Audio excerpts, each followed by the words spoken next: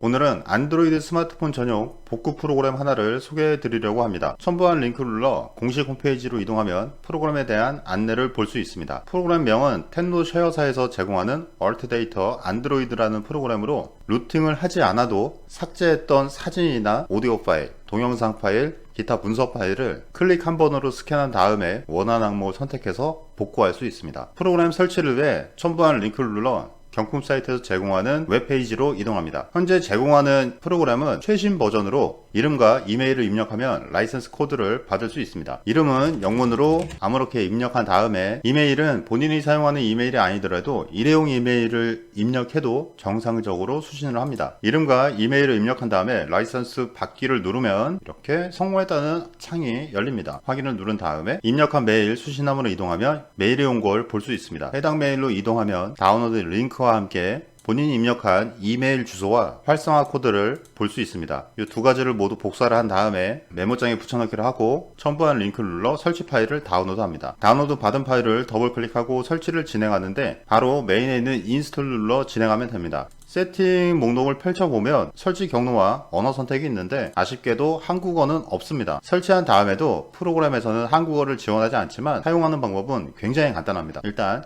설치를 위해 인스톨을 누르면 설치하는 과정이 진행됩니다. 설치가 끝난 다음에는 스타트를 누릅니다. 프로그램을 실행하면 활성화 창이 뜨고 여기에 메모장에 복사를 해둔 이메일 주소를 그대로 입력을 하고 등록 코드도 그대로 복사를 한 다음에 붙여넣기를 하고 우측 하단에는 레지스터를 누릅니다. 그러면 이렇게 웹페이지가 열리면서 등록이 성공했다는 걸 볼 수 있습니다. 하단에 보면 사용자 가이드 확인이라는 게 있죠. 사용하는 방법은 이 페이지를 통해서 자세하게 볼 수 있습니다. 기본적인 사용법을 제가 설명을 드리자면 사용 날짜는 내년 3월 22일까지 나오죠. 1년하고 일주일 더 추가된 기간을 볼 수 있습니다. 하단에 사용 가능한 디바이스 기기를 보면 총 5대까지 가능하고요. 사용 가능한 컴퓨터 대수는 이렇게 한 대라고 되어 있죠. 공식 홈페이지에서 판매하고 있는 할인된 가격 49.95달러를 무료로 1년 동안 사용할 수 있게 됩니다. 그리고 이렇게 경품으로 나온 프로그램은 새로운 버전이 나온다고 하더라도 업데이트를 할 수 없고 기술 지원을 받을 수 없습니다. 프로그램 인터페이스를 보면 굉장히 간단하죠. 이 프로그램은 왓츠앱 관련된 데이터라든지 문서 파일,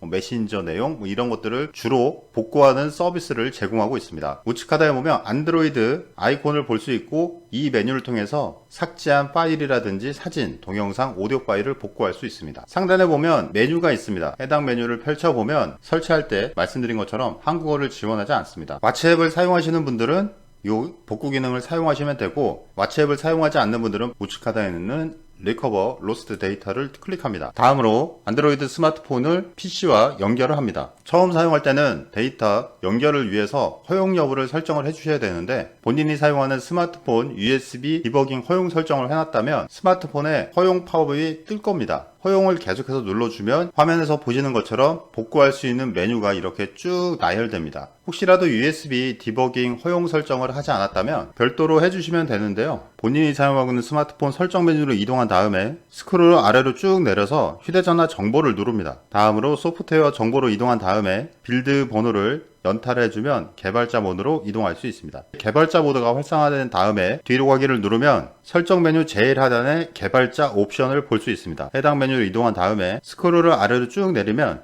디버깅이라는 카테고리를 볼 수 있습니다. 여기에서 USB 디버깅 허용이 비활성화가 되어 있다면 토글키를 눌러서 활성화를 시켜주면 됩니다. 복구하는 항목을 보면 연락처, 문자, 전화번호부, 사진, 비디오 파일, 오디오 파일, 기타 문서 파일 이렇게 되어 있습니다. 스타트를 누르면 선택한 항목에 대한 스캔하는 과정이 진행되는데 이 과정이 생각보다 좀 오래 걸립니다. 원하는 항목이 있다면 해당 항목만 선택을 하고 진행하시는 게 좋습니다. 스캔하는데 걸리는 시간은 우측 상단에 시간을 통해 확인할 수 있고 좌측에서는 진행률을 볼 수 있습니다. 스캔 과정이 다 끝났다는 전제하에 이렇게 모든 항목을 전부 다 보여주게 됩니다. 여기에 보면 제가 모르는 사진이라든지 이미지 같은 게 많이 있습니다. 플레이하지 않는 게임도 이렇게 썸네일이 있는 걸 보면 광고라든지 그런 것들 본 것도 저장되는 것 같습니다. 좌측에 있는 포토 항목에 체크를 하면 전체 다 선택이 되고 리커버를 누르면 복구가 진행이 됩니다. 예를 들어 원하는 항목을 선택해서 복구를 한다고 치면 해당 항목에 선택을 한 다음에 리커버를 누른 다음 저장 경로를 별도로 지정을 해줍니다. 저는 바탕화면에 저장을 했는데 자동으로 이렇게 폴더가 열립니다. 해당 항목으로 이동하면 이미지 파일이 복구된 걸 볼 수 있습니다. 바탕화면에 생성된 이 폴더는 해당 항목으로 이동을 해보면 복구한 시간 기준으로 해서 자동으로 이렇게 폴더가 생성이 됩니다. 예를 들어 연달아서 2번, 3번 하면 하나의 폴더에 한 날짜에 있는 게 아니고 개별적으로 폴더가 이렇게 하이목록으로 쭉 생성이 됩니다. 처음에 경로를 지정할 때 여기에서 한 곳만 지정하면 자동으로 저장이 되니까 이 부분은 이용하실 때 참고하시면 되겠습니다. 상단에 보면 데이터 전부를 보여주는데 삭제한 파일 하단에는 기존 데이터 목록을 여기에서 확인할 수 있습니다. 사용법은 이게 전부고